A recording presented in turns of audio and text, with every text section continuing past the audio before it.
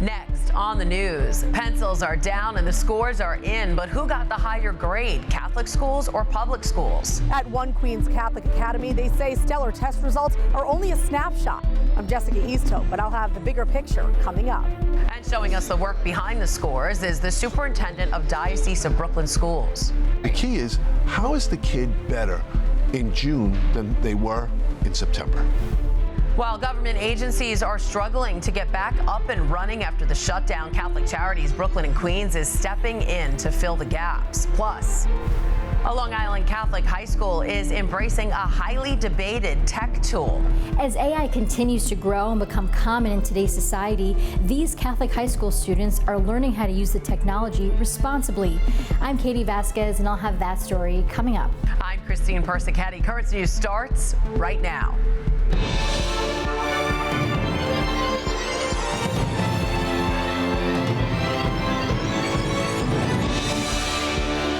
Giving your child the gift of a Catholic education is the best thing you can do for their future. Not only because Catholic schools help form students in faith, it's because students in Diocese of Brooklyn schools consistently score higher on state tests than those attending city public schools. Current News' Jessica Easthope reports from one especially exceptional school in Forest Hills, Queens. All right, time to line up, please. When students at Our Lady Queen of Martyrs Catholic Academy in Forest Hills are lined up against their peers, the competition heats up, and these kids come out on top. We like the results, but we're not about results. Success for us is not a number. Principal Ann Zuschlag is talking about the results of the New York State assessment. The Diocese of Brooklyn outperformed New York City public schools in all grades and subjects. Our Lady Queen of Martyrs was in a league of their own. For English language arts, 55% of 7th graders in New York City met proficiency. That rose to 68% in the Diocese of Brooklyn. At Our Lady Queen of Martyrs, it was 100%. In math, NYC scored a 58%. The Diocese of Brooklyn scored a 66%, and Queen of Martyrs was again at 100%. I think very much as a part of a culture of reaching for each child's individual excellence and recognizing it early and supporting it as we move along. Olivia? 8th grader Olivia Machong, who got a perfect score on math and a near perfect score on ELA, says her teachers prepared her for the challenge. They make sure you understand the concept. If you don't get it, the next day you come back and say, I didn't understand this concept, and they'll gladly explain it to you. Inside the classrooms at Queen of Martyrs, there's a system. Teacher Jenny Haddock says every kid who needs help knows they can ask. More than academics, it's more of having them feel comfortable with who they are and comfortable to say, I need help, I don't get this. Everyone's really, really invested in the kids. And Olivia says that investment has allowed her to soar academically. If you already think you're at like a max level, they expand that horizon even more. There's no secret method. Principal Zuschlag calls it a new old school approach. We're always accepting and wanting the coaching, learning new strategies, but we also follow old standards. You know, when work is due, it's due. At Our Lady Queen of Martyrs, learning isn't just a test. They always have a smile on their face, they laugh. It's better to learn in that way. It's a joy. In Forest Hills, Jessica Easthope, Currents News. For a deeper dive into these test scores in Diocese of Brooklyn Catholic schools, we're joined by Superintendent of Schools, Deacon Kevin McCormick. Hi, Deacon Mac. Always good to be with you. It's great to have you here, and I feel like this is deja vu. Weren't we just here talking about the same exact story last year? Are these results pretty consistent year after year? Do you think this is like a trend? We obviously are very excited. We're 10% plus over the Board of Ed. That's not necessarily the greatest thing. It's sort of like being better than the Jets. Yeah, right. So, no disrespect to our Jet fans. But that being said, the Board of Ed has far more kids than we do. They also, it costs them 4 times the amount of money it does for us to educate our kids. They're about $42,000 a year. We're about $11,000 a year. Wow. That being said, our testing is about 10 points above theirs and more in some cases. We do it because we're able to have our teachers and our kids closer together. There's not a lot of bureaucracy above them. We also have coaching coming in 30 days a year working with our teachers. Okay. That's huge. We work with this organization called Generation Ready and Gen Ready, and they are unbelievable coaches that are helping our teachers on the cutting edge of what it needs. Okay, I was going to ask you that, if like the teachers teach differently, but let's pull up those graphics again so we could take a look. As Jessica mentioned in her report, the math scores in grades 4, 6, and 7 are all much higher in Catholic schools than in public schools.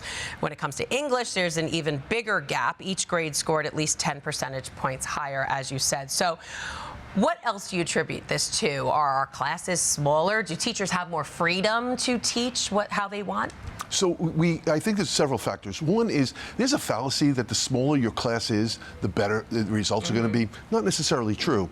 And you can get good results with classes that are larger. I'm an old man. When I was in school, I had 50 kids in my class. Right. We're not saying that. We're not going to that number. Please, and when I first started teaching, I had 40 kids in my class. That's not what we're talking about. But to have 20, 25 kids in class is not an issue. And even some classes are 30. They're still doing pretty well, especially in higher grades. Right. The other thing is our classes are inclusive. So we have the top kids and those kids who struggle in a particular grade, they're working together. That doesn't hold the top kids down. It kind of pushes everybody together up. And it does create this ability to see that the testing is only one aspect of the education. So we're not focused on the test results, although we're proud of them and they have to be taken seriously.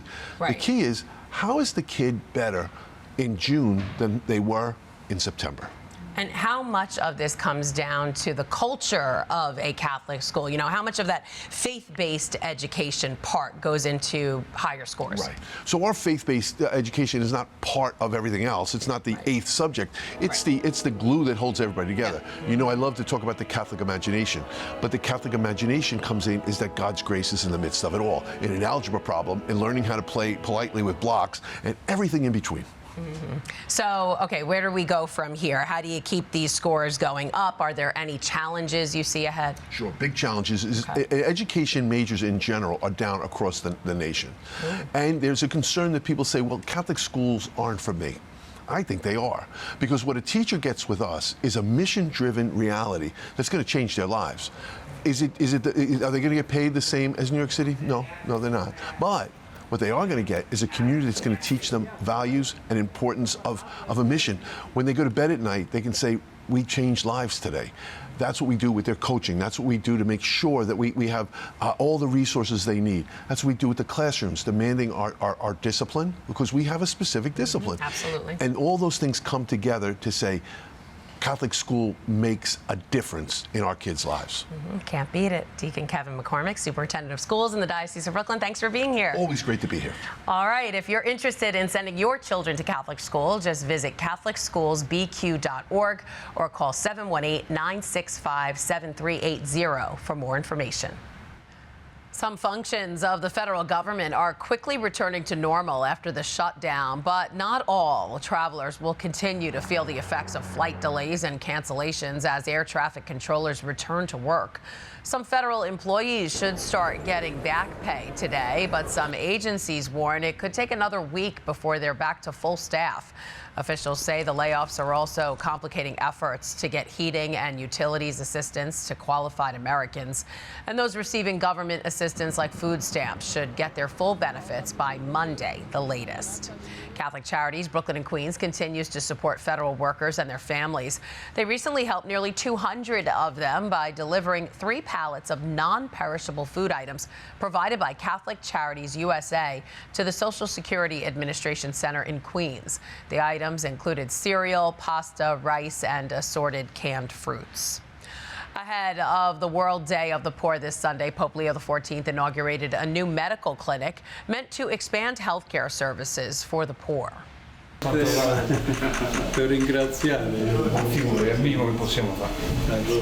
Leo shook hands with one of the doctors at the San Martino Outpatient Center on Friday, located under the colonnade of St. Peter's Basilica. The new clinic consists of 2 rooms equipped with state-of-the-art medical technology and a radiology department, which will help diagnose and treat conditions often neglected among those living in poverty, like bone fractures and tumors. The new clinic will work alongside alongside the existing Mother of Mercy clinic, which Pope Francis opened in 2018. Pope Leo is also expressing his concern regarding artificial intelligence use among children and adolescents. Speaking at a Vatican conference Thursday, the pontiff stressed safeguarding their dignity requires more than policies. It demands daily digital education efforts from adults. The Holy Father said AI can manipulate children through algorithms that can influence their decisions, and parents and educators should monitor and guide their interactions with the technology. Pope Leo also stressed that through an educational, ethical, and responsible approach, artificial intelligence can serve as an ally in their developmental growth. And that is exactly what is happening at one Catholic high school on Long Island. Chaminade High School has embraced the technology and is hoping to show others how useful it can be with a new partnership. Currents News' Katie Vasquez has that story from Mineola.